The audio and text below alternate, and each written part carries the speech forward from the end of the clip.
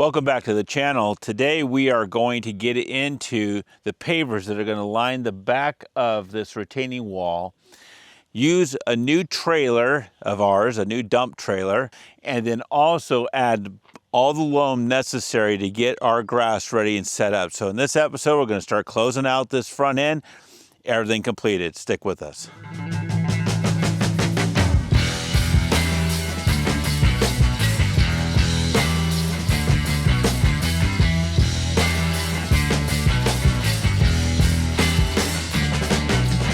So you may have seen in prior episodes where I put the brick liner along the back of the retaining wall. And we're going to also run that brick liner all the way up. And of course, those pavers will continue all the way up and around and have already been installed, and those are in prior videos as well. But this is that continuation, if you will, the end of that process, or the start of it, depending on how you look at it, of driving up the driveway with the pavers all the way up to the top.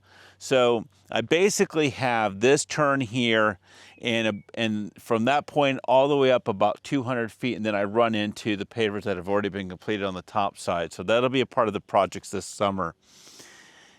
So today what I'm going to first start off with, though, is a dump trailer and dumping off some of the smaller chip rock so that it's easier to level versus using the A rock that's there currently. And I'm going to dump that off. I've never used the dump features of this trailer. In fact, we just got the trailer this last fall. And yeah, so it's just, it'll be something new for me. So I'm going to do that first and then come on down with the equipment, get ourselves all set up, hook into the electrical that was ran down here, and start cutting ourselves some pavers. It is a bit of a tedious thing to go around each one of these posts, but it looks super, super crisp when it's completed.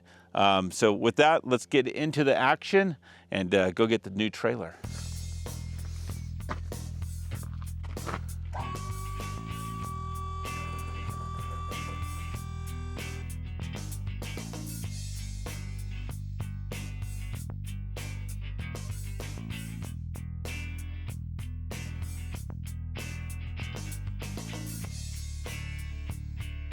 So one of the first steps is going to be to measure the other side to make sure I got the length right to the ground.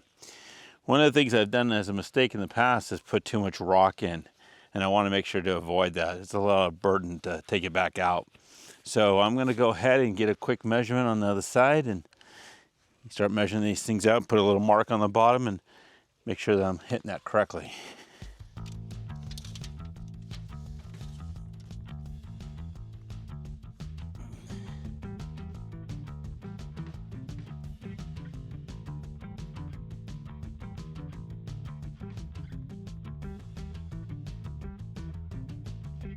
Okay, so the first step here is obviously just to set the first stone up against here. It's a full piece, and then the next one will be cut around this post going that way. I'm expecting a little bit nicer cuts along the way here on the turn, simply because it's not much of an aggressive turn. There will be some cutting in a sense of cutting the bricks lengthwise. There will be a lot of cutting around the post, but what I'm talking about is the cutting of the brick itself down the side to make the turn subtly move. So with that, I think I'm just going to dive right in.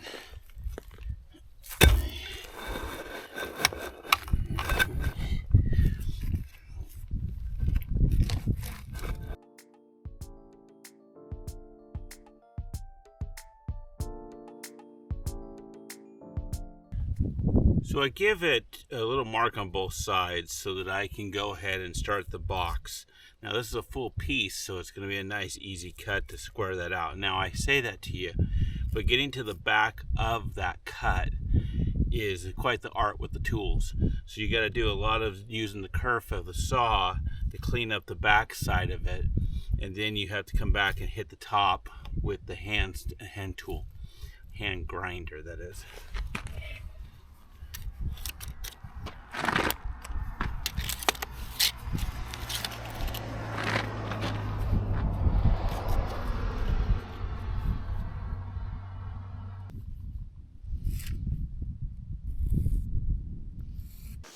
Okay, here's the mark out that I'm going to go ahead and cut on the saw. and make sure that I have that all taken out, that meat. And then this should slide, the whole thing should slide around the post.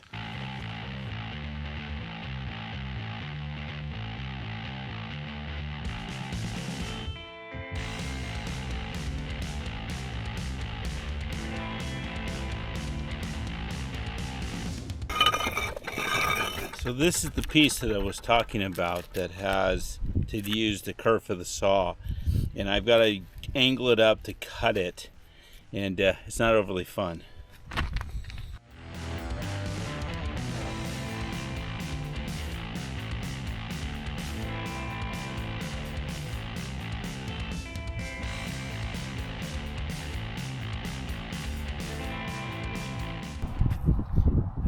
Okay, this is the tedious part because this is going to want to break, and this is going to want to break, primarily this side here. And I still need to gain that 1/8 of an inch to get this thing to close out. Then the next part that is difficult is when you tap this down to tighten it down to get it the right level. You don't hit it too hard and break it again.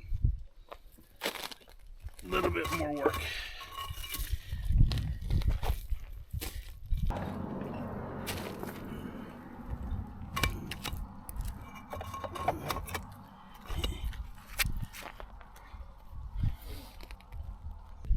Okay, that worked out great.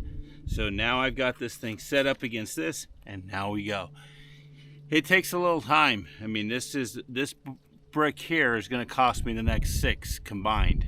So it takes a lot of time to get this thing done.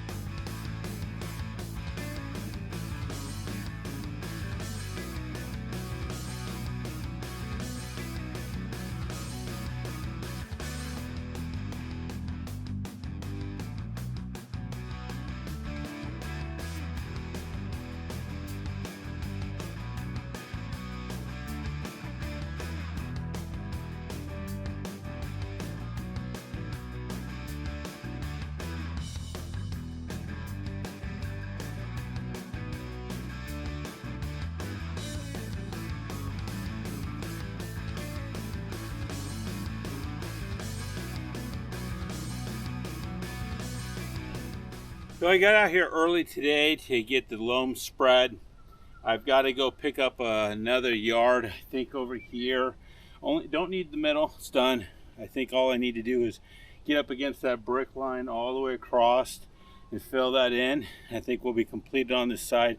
I have the willow tree, so I'm going to go ahead and plant that here in a bit. But I'm going to go get 2 yards, and second yard will go over on the other side and just dump that off over there. But yeah, really exciting. Should be able to get the planting seed today.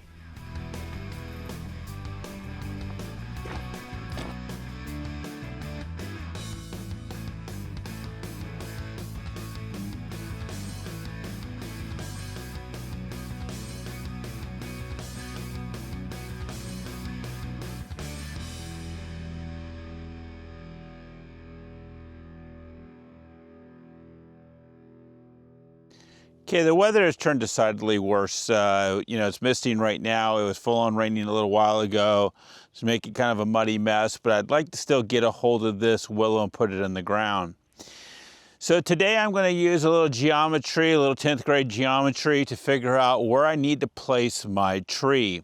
As you recall, where I'm standing on the west side is shaped differently than the east side. Also, the road pulls away, and we really don't have a fixed straight point in the entire equation, but we do. What we have is where the willow's sitting and where this post is sitting and the distance between those 2 points. Once you have the distance between 2 points, you can find the right angle, and the right angle will draw a straight line across to the other side and give us the approximate location of the willow. Now you might say to yourself, why be so extreme?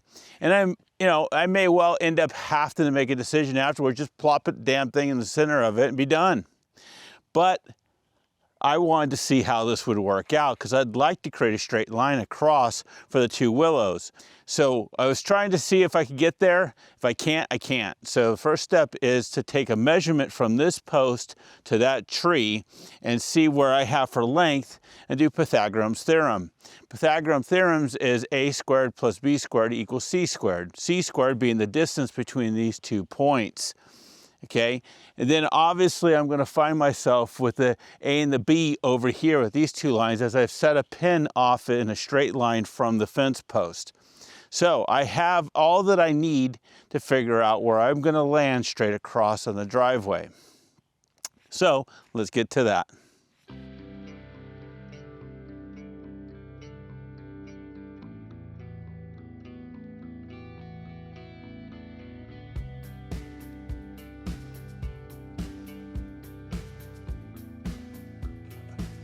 Okay, so we have the exact right angle point from the post to the tree straight across. And the challenge is now, just like I said before I did all the measurements with my mom, is that it is not going to land where we need it to be. That tells you how at a square the road is to our tree and our driveway. Now we're just gonna go where everybody else would go normally, which is just simply find yourself the middle of the spot, throw a stake down and dig your hole and put a tree in, which is exactly the next step. So what I'm gonna do is get together again with my mom. We're gonna do some measurements across and land ourselves right in the middle.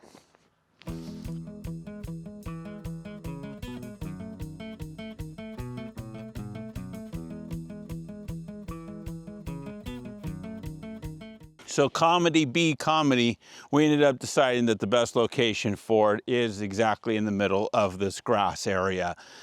Even though visually it's not lined up square, but it doesn't matter because what's important here is how does it look like in this space, which is exactly where we landed. So stake marks the spot, gonna get the backhoe in, give ourselves a couple big scoops out, and then dig the rest, put our tree in.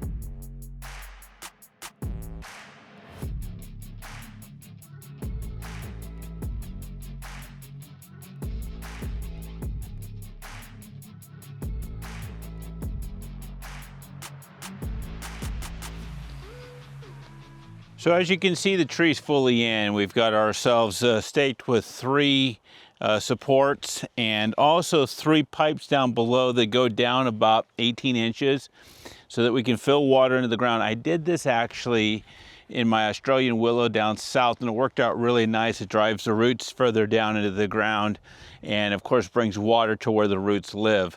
So I saw some rain birds that had canisters that you know, obviously do the same thing. It's automated, obviously that would be the upside, but I'm thinking more in terms of just making sure that I get the water down there when I water and clean up, and I'll do that probably twice a week for the first several months. So with the willow in now, I'm going to go ahead and move around to the sprinkler heads. You got to put in the little adjustable heads in when you buy the Ray Birch. It comes in 2 parts so that you can select the particular radiuses that you're looking for with the spray zones.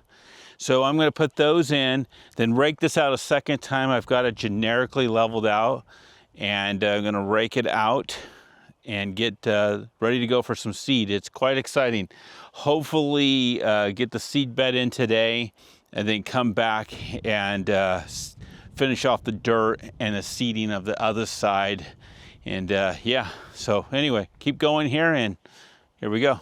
So it's really cool. The wind is up, and you're actually seeing this in effect. So the prevailing wind is normally going northeast, and I think what they actually say, the weatherman says where it's coming from, so it's coming from the southwest.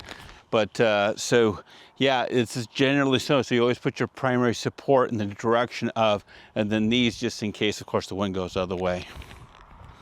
So I bought 18s for this side. I'm actually going to use some 14 and 18s across the 2 sides together.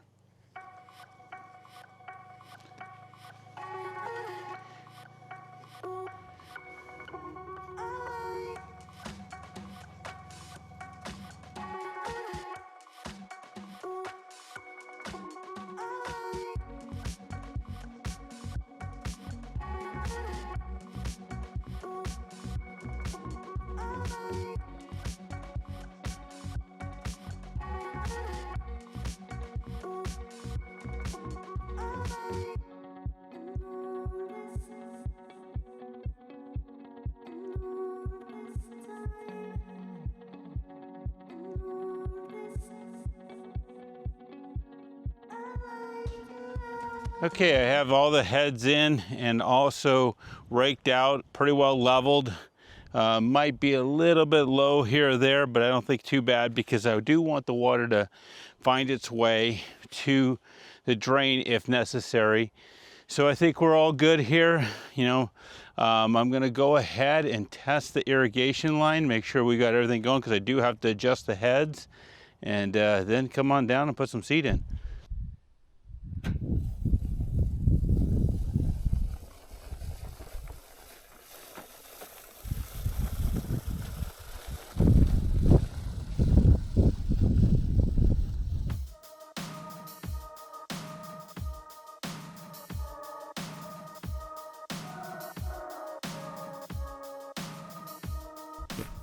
So the seed's down, the food's down. I'm going to give it a gentle rake in. One of the nice things about this mix of soil is it rakes in really nice. And then what I'm going to do is turn on the water and give it a spritz.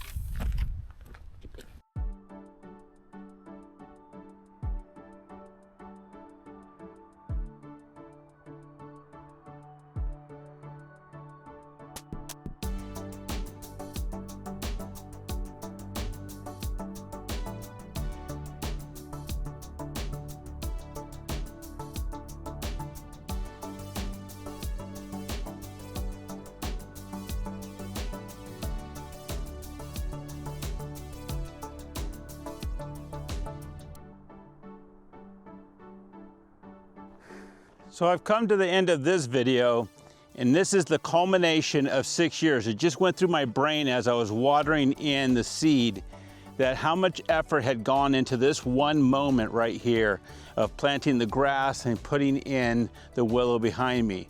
You know, you've got the reservoir, irrigation lines, some cleanup, you have the retaining wall, the fencing behind it, and all the effort that went into that over multiple years. I'd say about 6 years, obviously other activities included.